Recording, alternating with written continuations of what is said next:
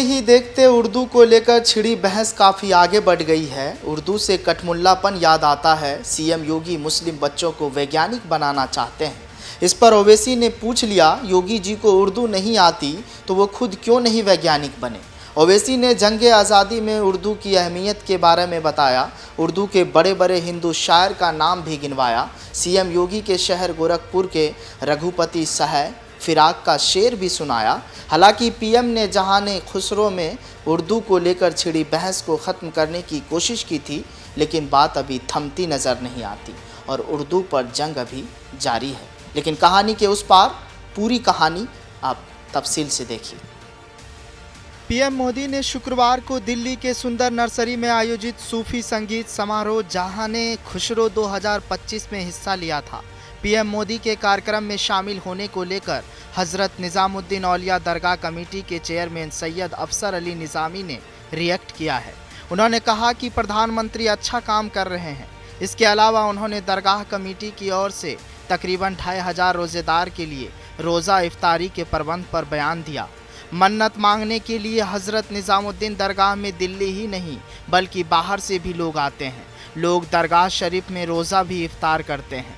वहीं जहाने खुसरो 2025 कार्यक्रम में पीएम मोदी द्वारा अमीर खुसरो की परंपरा का स्वागत करने को लेकर सैयद अफसर अली निज़ामी ने कहा कि पीएम मोदी ने जो कहा है ठीक कहा है।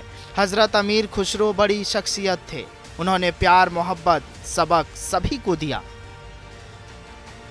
क्या मिलिए ऐसे लोगों से जिनकी फितरत छिपी रहे, नकली सूरत सामने आए, असली सूरत छिपी रहे।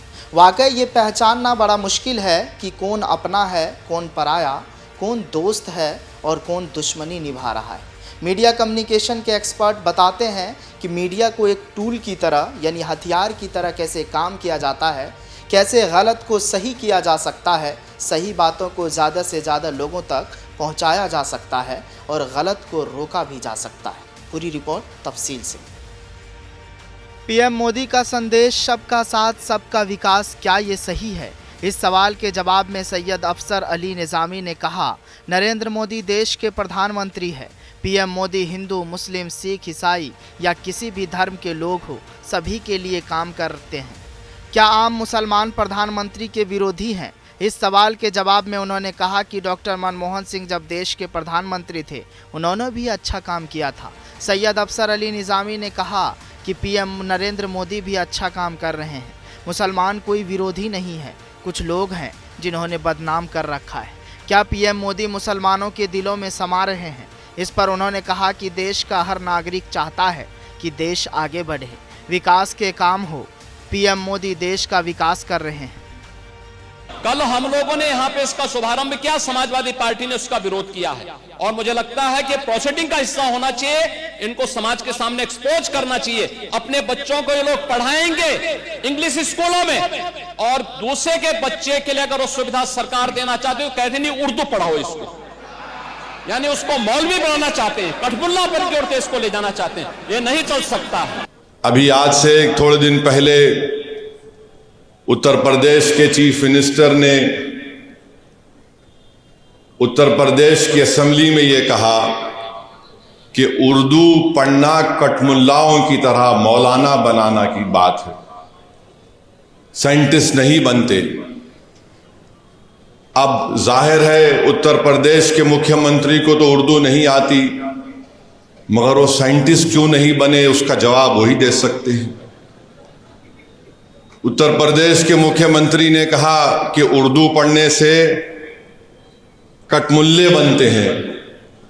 अब उत्तर प्रदेश के मुख्यमंत्री के जो बुजुर्ग थे या जिस आइडियोलॉजी से वो आते हैं, उनके किसी भी शख्स ने इस मुल्क की आज़ादी में हिस्सा नहीं लिया। इस मामले पर ओवैसी ने पलटवार किया है। उन्होंने कहा कि यूपी के सीएम जिस विचारधारा से आते हैं, उस विचारधारा में से किसी ने भी देश की आज़ादी की लड़ाई में हिस्सा नहीं लिया। योगी आदित्यनाथ गोरखपुर से आते हैं, रघुपति सहाय फिराक भी उसी गोरखपुर से आते हैं। वो एक प्रसिद्ध उर्दू कवि थे, लेकिन वो मुसलमान नहीं थे। सीएम योगी की टिप्पणी उनकी बौद्धिक क्षमता को दर्शाती है। ओवैसी ने आगे कहा कि यूपी के सीएम को यह भी नहीं पता कि उर्दू यूपी की संस्कृति का हिस्सा है। आरएसएस और बीजेपी के लोग नहीं जानते कि उर्दू अन्य भाषाओं की तरह संविधान में संरक्षित किया गया है। वो नहीं जानते कि हर मुसलमान उर्दू नहीं बोलता, या मुसलमानों की भाषा नहीं है, या इस देश की आज़ादी की भाषा रही है, या इस देश की भाषा है। भाजपा इस देश को एक भाषा, एक धर्म, एक विचारधारा और एक नेता के हिसाब से बनाना चाहती है। सीएम योगी ने सपा पर साधा निशाना। ओवैसी का यूपी के सीएम पर पलटवार। उर्दू को लेकर पीएम मोदी का संदेश।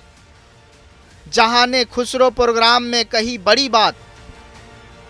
बीजेपी में एक बहुत बड़ा वर्ग ऐसा है जो कि हिंदू राष्ट्र की बात तो करता ही है, किसी भी मामले में मुसलमानों के साथ सहभागिता भी नहीं चाहता है।